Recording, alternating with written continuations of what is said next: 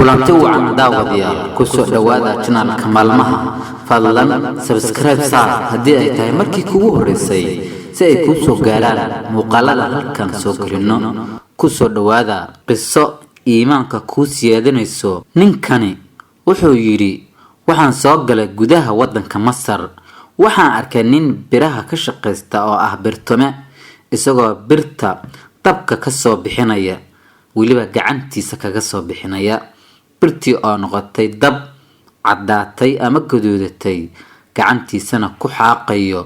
oo aan ku gubanaynin waan naxay oo waxaan is iri ninkanu waa awliyo oo dabka kuma gubanayo kadib waan u dhawaaday oo waan salaamay waxaana ku iri walaalkeeyow allihii ku manaystay ayaan kugu dhaarshay ii duceey markaas ayuu ooyay ninkii wuxuuna igu yiri walaalow sida aad ii mooday maahi kolkaas ayaan ku iri walaalow waxaan aad sameynayso qof aan awliye ahayn ma sameyn karo marnaba wuxuu ugu yiri arintan waxay ku timid waa sheeko dheer oo yaab badan hadaad rabto inaan kaaga sheekeeyana waan kaaga sheekeen kadib ayaan ka codsaday inuu iiga sheekeeyo sheekadaas mucjisada ah wuxuuna hadalkiisa ku bilaabay sidaan maalin maalmaha kamid ah waxaan dhex fadhiyay dukaan waxaan ahaa nin firfircoon oo bashaash ah dadkan ay aad u jecel yihiin waxa ii timid gabar aan wali arkin mid iyada ka qurux badan abidkay waxay igu tiri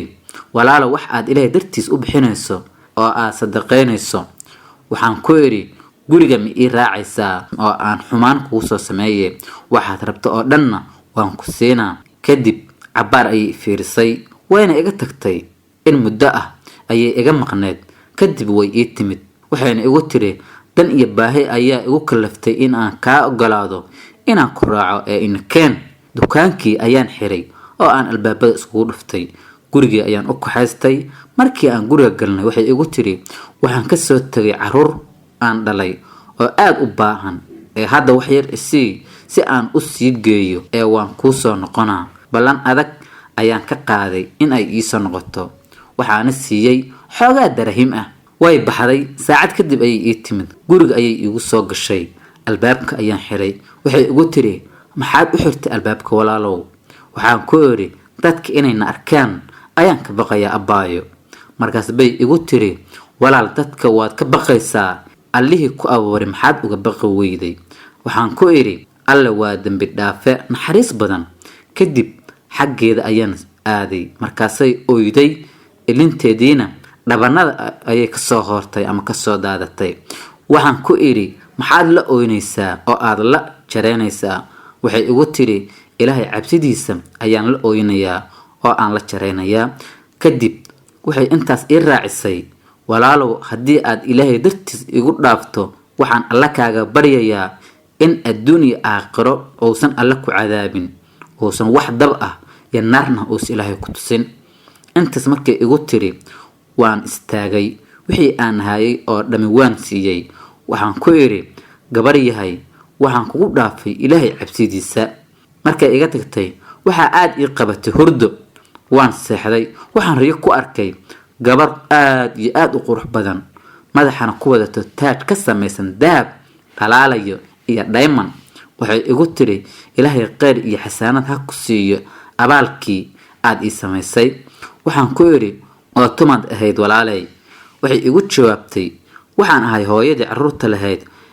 ee ku ilmeysay ee aad alla dartiis ku dhaaftay ilaahay dabku gubi maayo adduun iyo aakhiro kadib waxaan ku iri isu keeshay qabiilkee ka dhalatay ilaahay ha ku naxariistay walaalay macaan waxay igu tiri waxaan ka soo jeedaa nasabka rasuulka nabadgelyo iyo naxariis korkiis ha ahaatee waxaa markiiba ka soo booday hurdadii laga soo bilaabo maalintaas dab oo dhan kuma guban waxaan rajaynaa aakhiro in aan ku guba doonin insha Allah wax dab ah cadaabna aan arki doonin subhanallah qisadan waxaan ka fahmaynaa qofka aad alla dartiis abaal ugu samayso in aad helayso naxariista alle oo ah naxariis aad u ballaaran qof kastana uusan ka maarmi karin allana waxaan ka baryaynaa in jirkeenna uu ka fogeeyo naar waad ku mahadsantahay daawashada muuqaalkan fadlan sii shargaray oo la wadaag asxaabtaada si ay uga faa'iidaystaan iyo qisadan xambaarsan ahmiyad wanaagsan